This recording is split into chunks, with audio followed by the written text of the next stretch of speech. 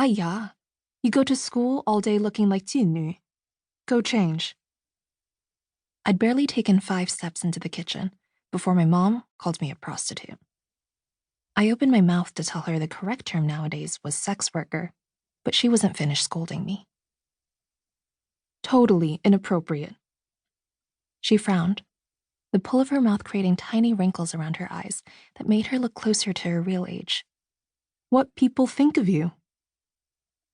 I glanced down at my simple black scoop neck t-shirt and jeans, trying to figure out why she kept looking at me as though my clothes were see-through. What are you even talking about? I look fine. She swiped a bony finger across my chest. Look, so much skin showing. I can see your bra. I swatted her hands away, pulling up the neckline of my shirt to cover myself. You're supposed to, Mom. That's why the straps cross in front. It's the style. Looks terrible, like you tangled in string. Looks cheap. No cheap clothes like this in Taiwan. Probably fall apart in the washing machine. I didn't bother replying that cheap American clothes were probably manufactured in Taiwan to begin with. Instead, I glanced at the clock, wondering anxiously how much longer she was planning to stick around.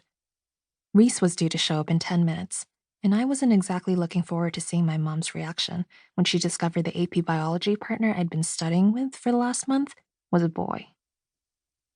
I thought you'd still be at work, I said, casually pulling books and papers out of my backpack and setting them on the table like I was a diligent student, ready to study by myself.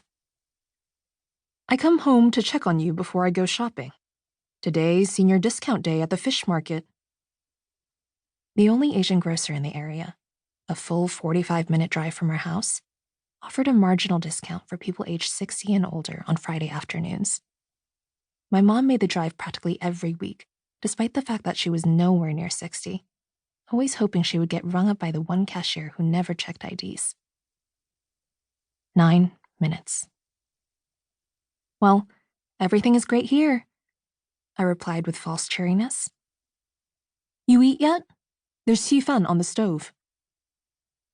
I eyed the dull, dented gray pot, a fixture in our household from before I was born. My older sister Wendy and I saved up and pooled our money together when we were little to buy our mom a new one for Mother's Day one year, but she continued to use the old one. 大手大脚, she'd explained. Big hand, big foot. Sometimes it was easier just to pretend we understood the Chinese proverbs she loved to spout, instead of having to sit through a long-winded lecture.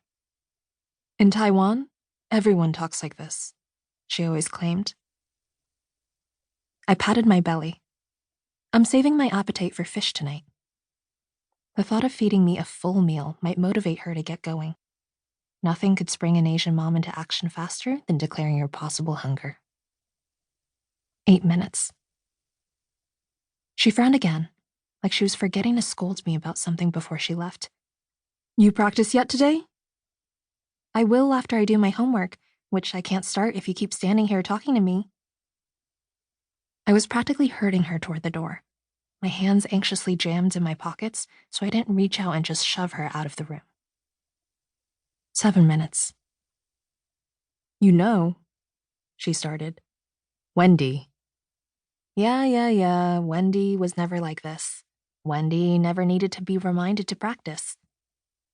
For a moment, I forgot all about being cheerful, and the bitterness of always falling short of my parents' expectations that I'd be exactly like my sister cut through my voice.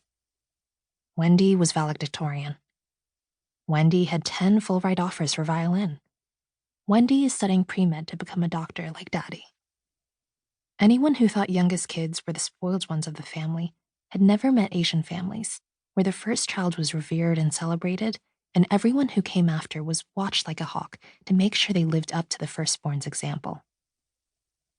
6 minutes. My mom sighed. I don't know why you always like this. Daddy say, if you put this effort into practicing instead of arguing. Don't call him Daddy, it's weird. You call him Daddy. I do it when talking to you. I don't call him Daddy, I'm not 8. See, this is what he say. I bit my tongue. 5 minutes.